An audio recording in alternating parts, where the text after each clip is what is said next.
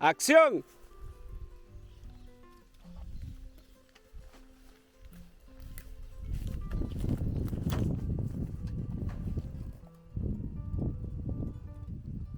Corte. 2 for the price of 1. Just hit it again, just in case you couldn't hear that. The audio was off. No sé inglés, pero creo que usted dice que le pegamos. Pegamos. Tiene puntería. Love you guys. Hey guys, Greg here, Bone Tactical, and I'm actually going to take you right now on a little behind the scenes footage thing that we're doing here with my photography crew. We're actually making a YouTube video and just took this 80-yard shot with a bow, this particular bow right here. This bow's actually been in quite a few of my YouTube videos now. It's an old bow I got at a yard sale and just kind of modified it. Probably 15 years ago now. The bow's from the early 90s, I think. I think it's a 93 bow. But it's a pretty good compound bow. I like it. I've done a lot of hunting with it. And really, we are filming a little intro here and in discussing in our team and within the group of guys that are both, you know, here working right now, and then also our marketing crew.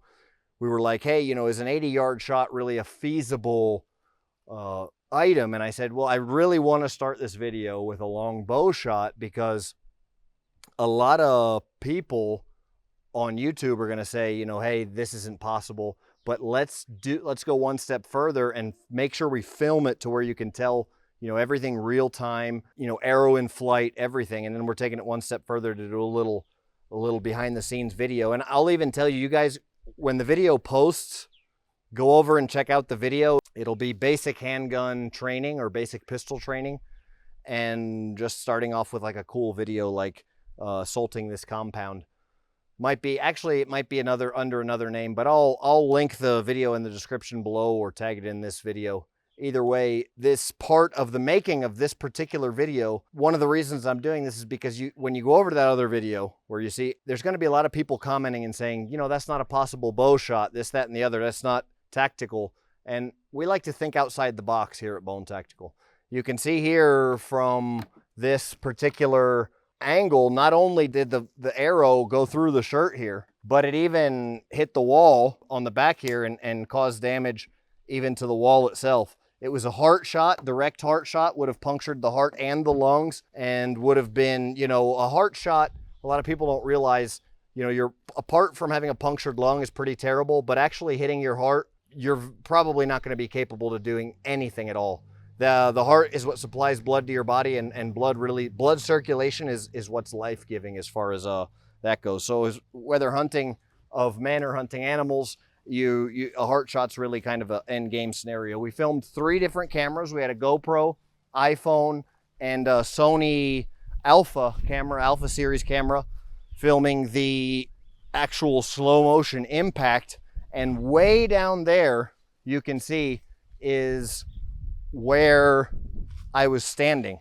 So good 80 yards was my judgment on how far it was. And we will probably do a little quick speed ramp here to where I'm over there talking. So a lot of you guys, I'm sure, are only going to see this video as an intro, and I really enjoy doing these tactical intros. But when I do get people asking and commenting and wanting to know, you know, is that really tactical, or is that really possible, or is that even, you know, feasible? Where are we at with this? So the reason I'm sharing this video is I will talk about the tactics behind this shot here. And it's really not an impossible shot. It's a very difficult shot. But for anybody with any kind of extensive weapons experience, let's say, it's not a difficult shot. It's a shot that needs to be calculated. The wind definitely needs to be calculated, the rise, and but the composition and the components and shooting really are all the same across the board. Breath control, you know, windage and elevation, all that stuff is the same across the board for any projectile, whether it's a firearm or a bow. The difference, the 2 hardest things for me in this case were that I've got 3 pins, the 3-pin sight I've got on this bow, and I've got them set to 15, 30, and 50 yards. So taking an 80-yard shot with a 50-yard pin, I had to do a lot of guesswork in there. And it wasn't really extremely complicated. It's just a calculation that kind of comes with practice. And then the windage, the hardest part of the windage, definitely had to calculate for windage. But the hardest part of the windage was really judging the movement of the wind. You can probably see here the brush behind me.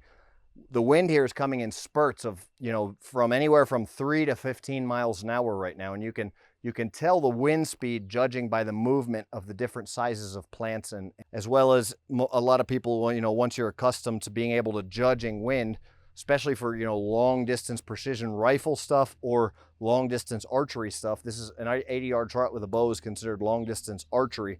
I would consider anywhere from 1 to 3 miles long distance for, shooting a long rifle, right? You're talking, 308 at 7.62 by 51, at anywhere out to a mile. And then, you need to get into larger magnum calibers when you're trying to push out past a mile. So then with a bow, you're looking at, as you can see, the wind just quit right now, and it's going to pick back up again. So what I wanted to do is I didn't want to shoot on really one of the lulls necessarily if I didn't think the lull was going to be long enough, or a peak if I thought it was going to peak and then drop. I wanted to shoot when I could do it come like a predictable rise in wind. I knew, okay, right now I can feel the winds going 3, 5, 7, and then I know it's going to hit 15, maybe 10, drop again. So when I start feeling that gust coming at 3, I'm going to calculate for 5, let it fly. I've got a couple seconds of, maybe a second of fly time, right? Where that arrow's in the air and going to be actually affected by the wind, and then hitting the target.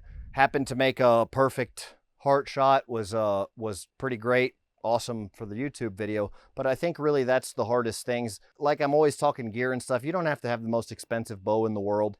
It's not so important. And then it really does. If this was if we were, this building behind me happened to be inhabited. This is our training facility down in Central America.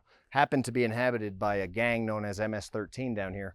And you can see the room clearing drills we've done there, where they have their graffiti all over the walls. It's what they call a House of the Dead, and where they do a lot of their basically torture, trying to either torturing foreign gang members that they've captured and extracting information, stuff like that. So there's actual all kinds of slogans and stuff written in blood on the walls, and we kind of just left that stuff there after we cleared out the gang members.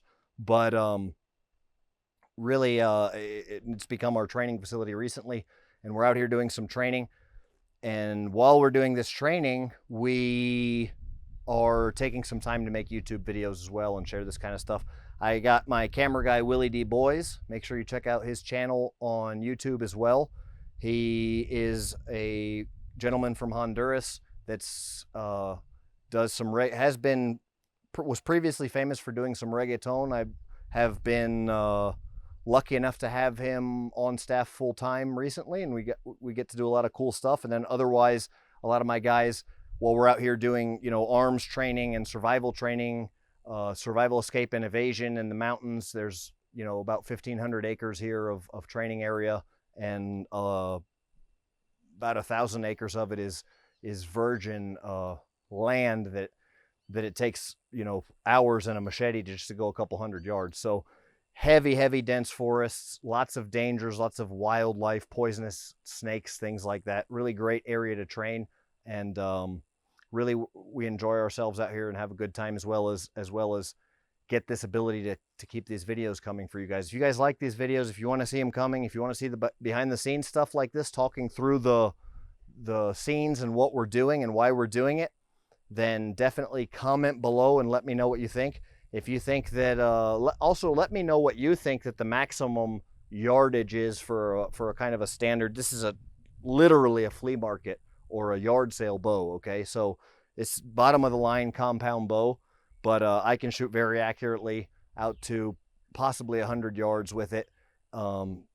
50 yards I can stack arrows, and I'm not any kind of a bow expert, just with pretty general weapons experience over a broad spectrum. So comment below if you think that's awesome, or if you think that you can do an 80-yard shot all day long. Let me know what you think, and then you know, get involved with the channel. If you don't like these videos, if you only want to see the action scenes, you only want to see me doing the room clearing and all that kind of stuff, let me know as well, and I'll make the videos that you guys want to see. Thanks for watching. Bone out.